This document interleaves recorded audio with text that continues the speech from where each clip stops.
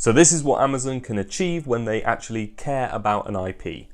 Wheel of Time got done dirty. This week I was lucky enough to go to the Rings of Power premiere in London. Leicester Square was transformed to look like part of Rivendell, albeit with a few more TVs. I saw interviews with the cast, cool cosplays, Mr. Bezos himself, and most importantly, the first 2 episodes of the Rings of Power. Before we talk about the episodes themselves, I want to briefly touch on the hype surrounding this TV show.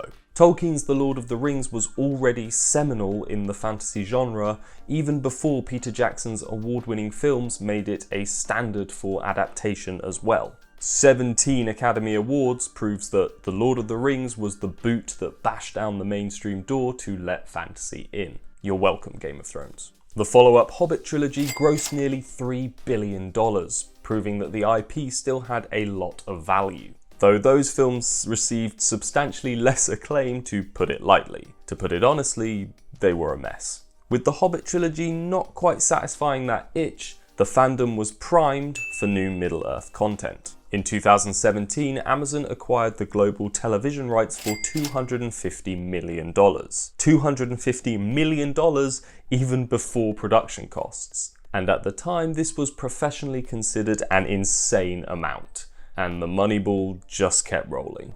The Rings of Power is the most expensive TV show ever made, with season 1 costing roughly $715 million. That works out to roughly $89 million an episode. So there I was, sitting in the IMAX in Leicester Square, about to watch $178 million worth of television, and I couldn't help but think to myself, imagine if this was shit. My main fear going into the series was that Amazon had expensively acquired this IP without having a story to tell. Similarly to how Disney acquired Star Wars and the terrible sequel trilogy that proved that even a beloved franchise is not enough to hold up weak, reactionary storytelling. Somehow Palpatine returned. Subsequent shows like Kenobi and The Book of Boba Fett demonstrated that relying on fan service and iconic characters still won't cut it unless those characters have a journey to go on. One that wasn't just pulled out of the studio's arse so they could get Obi-Wan and Darth Vader to cross lightsabers again. Luckily, The Rings of Power does have a story to tell, and it's told well. The first episode was a little slower than I expected, but in my opinion, it was time well spent, establishing the characters, the world, and the danger which threatens both. We spend the majority of the first episode with Galadriel, and is it too early to say that I love this character? Hey, when you know, you know, you know. I like how the show synced up her motivations to the version of the character we've already met, but still kept this new incarnation fresh and interesting. She's younger, more determined, headstrong, but also flawed, stubborn, and blinded by grief, unable to see past honouring her brother's fight against Sauron. Just giving me Éowyn from the original trilogy, and I'm here for it.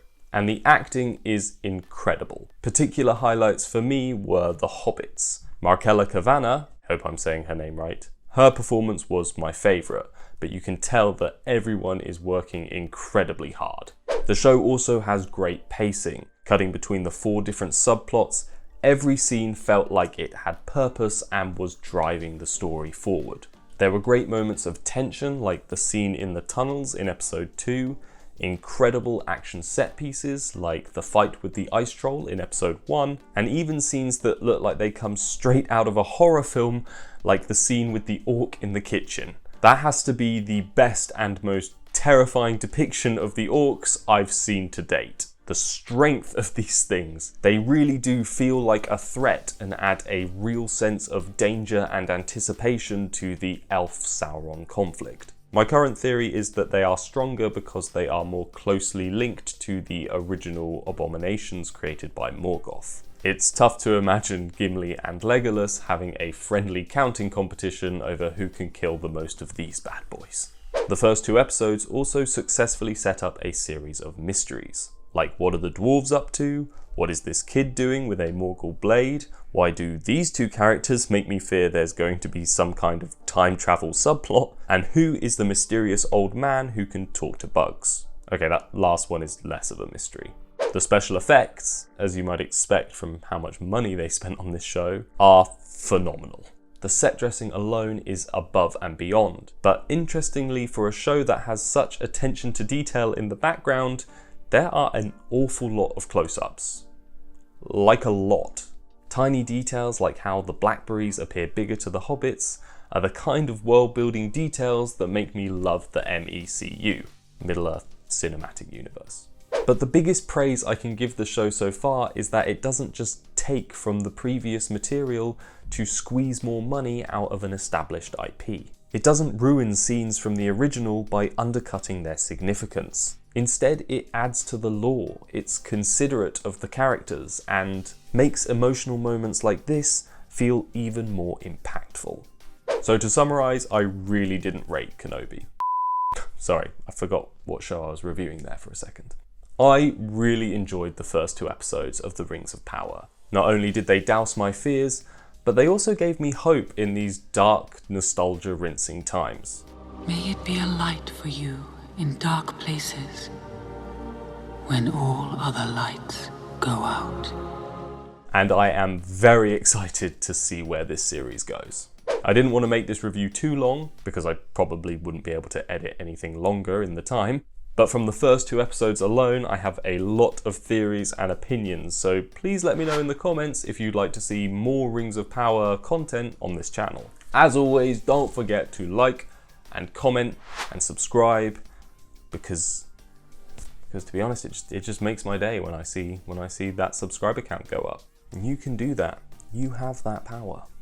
Rings of Power. Thanks for watching, guys, and I'll see you all next time.